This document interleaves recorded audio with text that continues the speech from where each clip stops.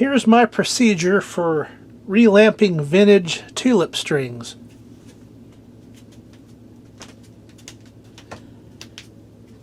I'll have the lamps on low voltage so I can monitor if I mess a bulb up. I'm right there, I can fix the problem, rather than just going and doing a bunch of them and then it doesn't work. If you feel comfortable with a little bit of voltage on them, do that, but I would recommend just leaving them unplugged. Up to you. I can't tell everybody what to do, but that's just a more safe way to do it. But I'm doing it the safety third way. So I'm going to pick out a socket here, or a light reflector that hasn't been done yet. Okay, I've got this red one.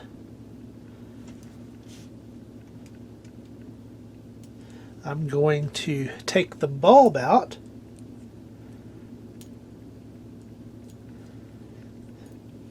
And you can see, perhaps, just how faded that bulb is. See how it's real light in the middle, where the filament's been blasting on the color for decades? We're going to fix that. Here's a brand new bulb for comparison. A marked difference, that's for sure. So next, what I've got to do, I would recommend wearing a glove. Believe it or not, that plastic will tear your hand up. But being that I'm a trained idiot, I will do it like this. Let me see what size drill bit I've got here.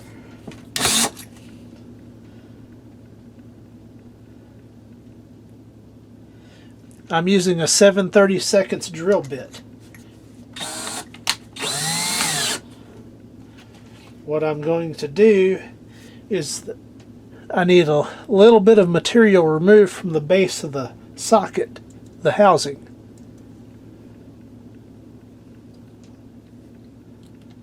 So that just goes on there and grasp it.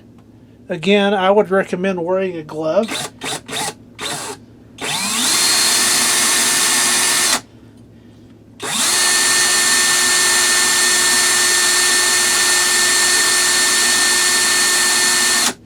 Maybe 5 seconds, 7 seconds, something like that. Some material has been removed from the base of the socket, but we're not done yet. I've got a file to the left of the drill, and I'm going to put the tulip socket on my thumb and just remove a little material. And then flip it 180 and remove a little bit more material from the other side. May need a pick to remove some material that gets pushed back in where the bulb lead goes through. And then it's just a trial and error. There's kind of what I have. I need plenty of lead length to stick through where they plug into the string socket. And then you can get a little bit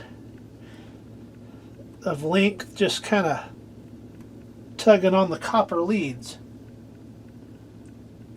But be very careful doing that as to not pull the leads out. So I'm going to test that. That's what I've got.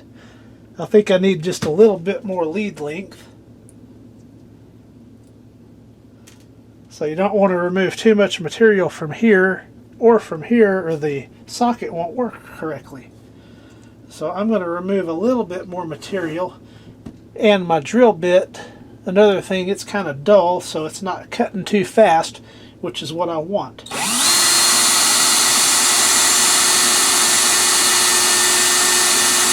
Maybe another 5 seconds on the drill. A little bit more material removed. Let's see how the bulb's fitting now.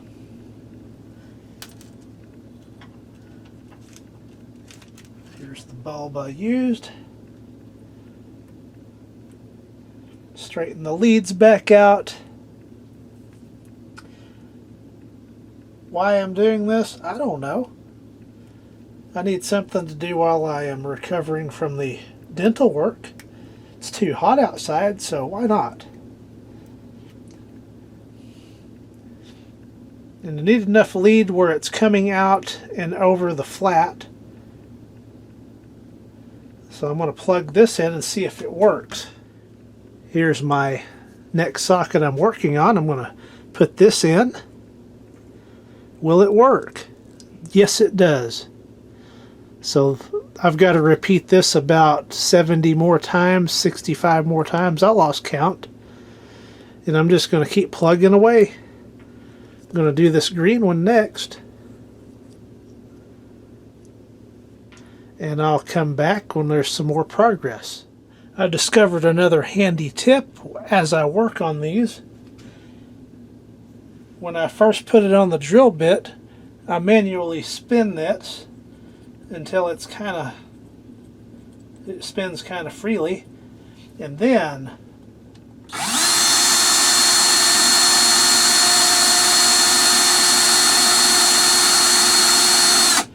say 5 to 7 seconds on the drill, dump out the debris, and then I can move on to file in the socket end.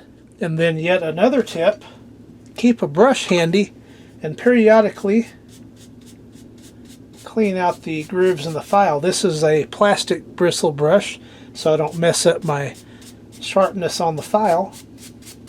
Don't want to use a metal one, I don't think. Maybe brass would work, but this is what I had handy, and it's working pretty well. And now I can rub that on the file and remove some of the material where a modern bulb will fit.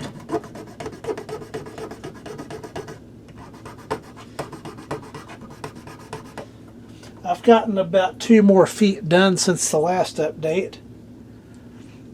Here's what we're looking like. I'll grab a pink light bulb.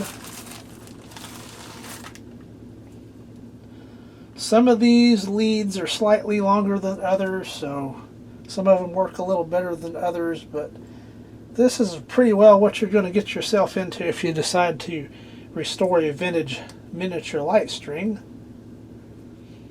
Just the nature of the game. There's another one in. We'll see if it works.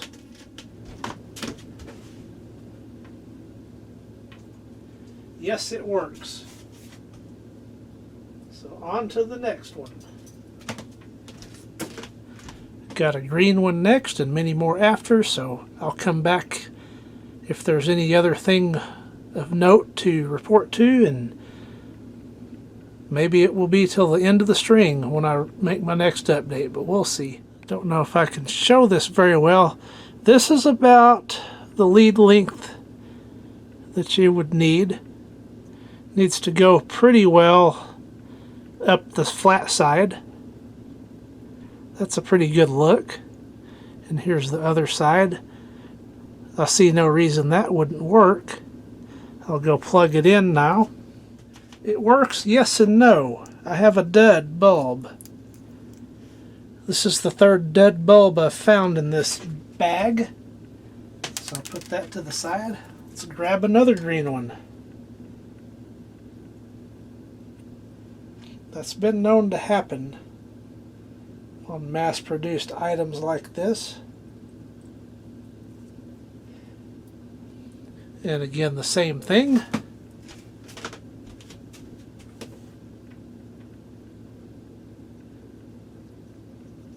And that second bulb works fine. So I'll come back again here in a little bit. About an hour later, I've got this set of lights done.